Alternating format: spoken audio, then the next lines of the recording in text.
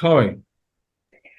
So there's been a lot of talk about spare capacity, which, Governor, you've acknowledged is basically just people who are kind of unemployed or underemployed or underutilised, and, you know, could be contributing in however way they want to.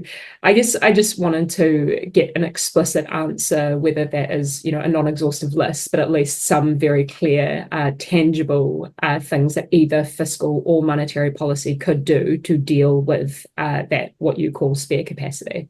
So the very simple thing for a monetary policy answer is quite simple, and that is do everything we can to maintain low and stable inflation and credibility for that, because then that allows firms and individuals to make their spending and investment decisions without background destructive noise. In achieving that, we also want to make sure that we don't have unnecessary instability in output and employment. You know, we could get inflation to fall to zero by putting interest rates up and having unemployment at 20%. Does that make sense?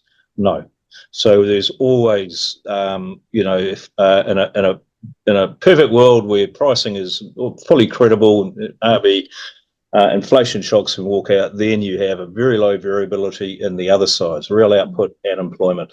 And so that's the game. Yeah. And then going back to, you know, the fiscal policy, it's about everything. It's about education, health, inclusion, you know, all of the housing, being homed, all of the right, you know, that is the stuff that creates a productive and inclusive economy. If I may, Mr. Chair, just particularly on those predictions. Very quickly, Chloe. So just on page 17 of the MPS, you're speaking to insurance inflation having contributed significantly to non-tradable inflation, largely as a result of the North Island weather events and otherwise.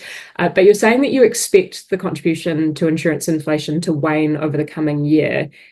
Given that climate change is not going away and arguably is going to get all the more intense and unpredictable, how do you come to that conclusion? It's you know, a couple of things going on. First one is a level versus rate of change. So we've seen that sharp upward spike in insurance pricing. We're not saying that's just going to suddenly disappear. It's just not going to keep going up.